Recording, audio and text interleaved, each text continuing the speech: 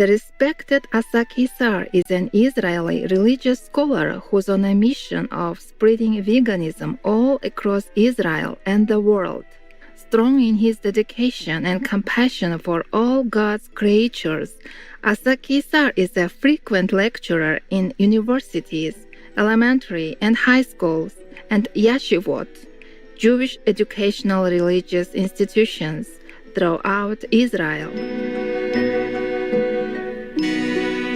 His speeches feature statements from the Holy Torah about the incorrectness of consuming animal products, especially in our modern world.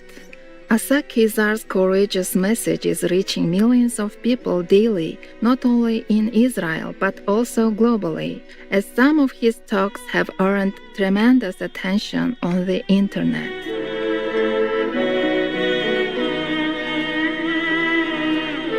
Mr. Keisar is also the author of an important Jewish guide, In Front of the Blind, or Vilifni Iver Hashalem.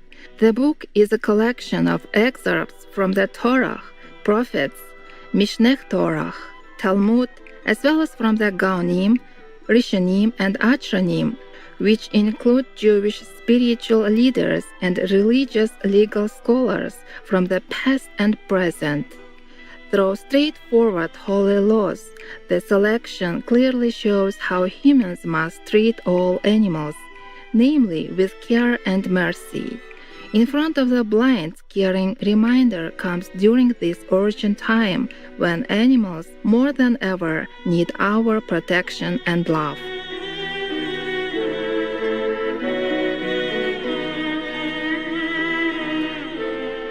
Mr. Asa Keisar is a Shining World Hero Award recipient to whom Supreme Master Ching Hai contributed $25,000 to humbly support his noble work.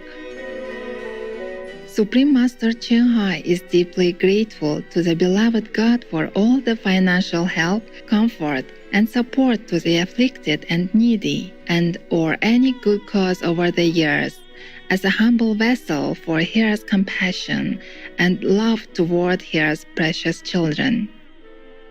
Today, we'll learn more from Mr. Keisar's book, In Front of the Blind, or Belifni Iber Hashalem.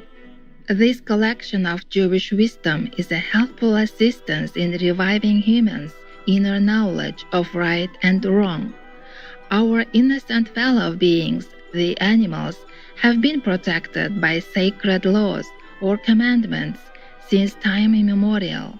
And to shed light on the so-called blindness about this is itself a mitzvah or commandment, for it is warning others of serious transgressions. God will not prevent good from those who walk in purity.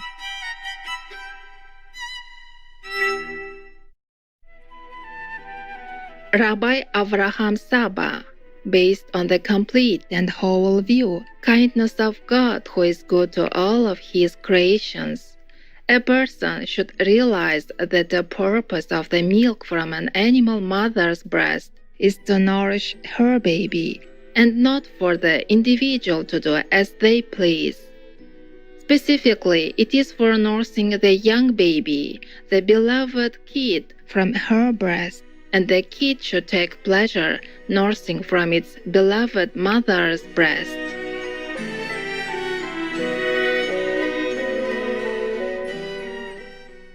Do animals experience anguish?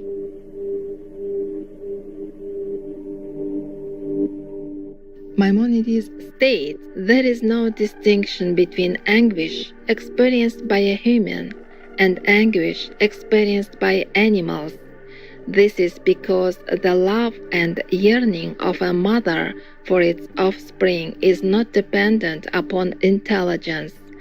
Rather, it is the inherent nature found in most creatures, as it is found in man. Nachmanides states, animals experience worry, and there is no distinction between the worry of a human to the worry of an animal for its children, because the love of a mother towards the children from her womb is not dependent upon intelligence or speech. Rather, it is a function of the consciousness that is found in animals and human beings. Maimonides' understanding is that the commandment is straightforward. One may not cause anguish to an animal. Nachmanides is of the opinion that the purpose of the commandment is to direct us onto the straight path and to uproot cruelty from man. Rabbi Samson Raphael Hirsch states, "As does a human, animals feel and sense being cut, being pushed, being smitten, being overworked, being in fear and panic, being hungry and being thirsty." Note how strict our rabbis of blessed memory were to not subject animals to anguish. Thus it is written, "A wise person will listen and follow goodness." Rabbi Judah Hatchassid did not ever raise chickens, fearing he was unable to be careful enough not to cause them anguish, and stated, "It is not advisable for a person to raise birds, for one is responsible to feed them, and the sin and punishment for not doing so is great." What follows is from the Holy Zohar. Birds came and made shade above the heads of the Tanaim, or rabbinic sages, as they learned Torah, but they did not want to use this shade. And Rabbi Pinchas ben Yair stated, "It was a great anguish for the birds to create this shade above them, and I do not want to benefit from the exertion of animals." For the verse states, "He is merciful towards all his creations."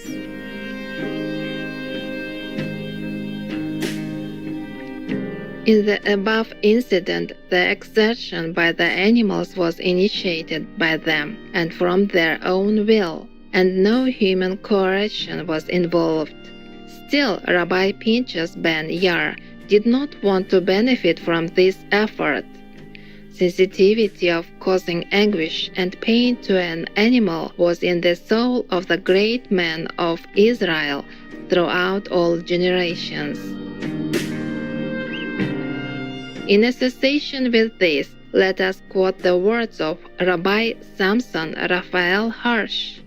Note, God's Torah is concerned for all and will love you, not only when you desist from unnecessarily causing pain and anguish to animals, but even if you happen to see an animal in pain or anguish, even if it was not your fault and you had nothing to do with its pain, you are obligated to assist and to save the animal, and to your greatest ability, ease its pain and suffering.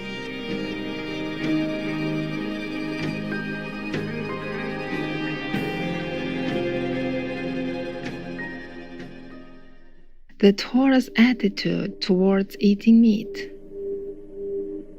Harav Yotzjak Habanstreit. One should know, aside for the fact that it is inappropriate for man to eat meat with regard to tradition, ethics, religion, and wisdom. It is also unnatural because man is unfit to eat meat, as is proven by the analysis of a person's organs.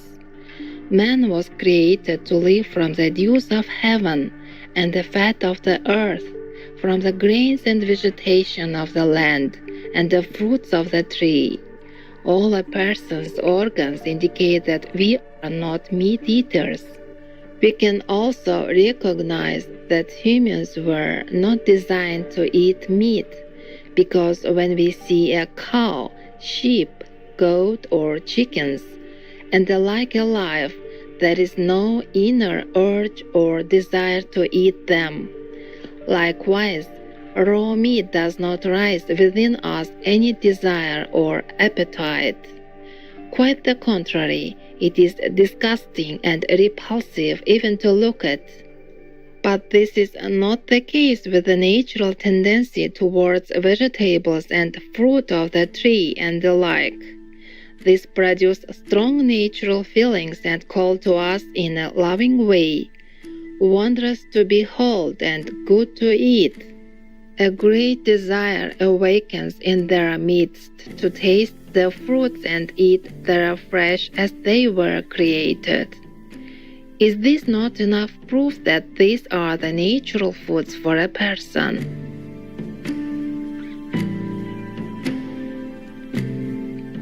And since eating meat is unnatural for humans, it follows that eating meat damages and shortens one's life.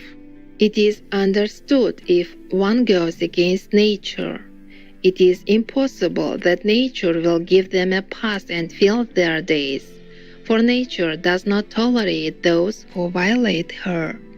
He does what he wants, and she does what she wants. It is a silent but heavy war between them. Until the measure is filled, the nature will vomit them out. As it says in the Torah, I bring the heavens and the earth to give witness that man was not created just to die, and his problems only come as a result of gluttony and overindulgence.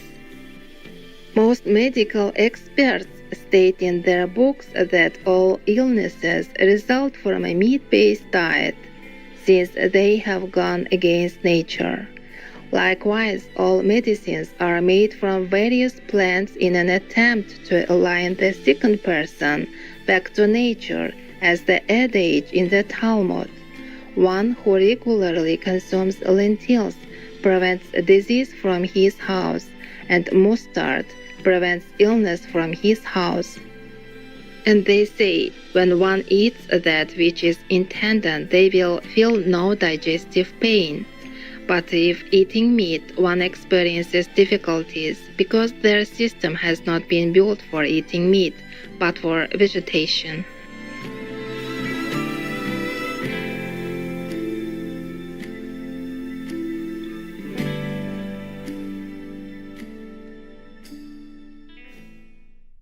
Gracious viewers, we are grateful for your company on today's program, Holy Laws on Protecting the Animals, selection from In Front of the Blind by Jewish scholar Keisar, vegan, part 2 of 2 on Words of Wisdom.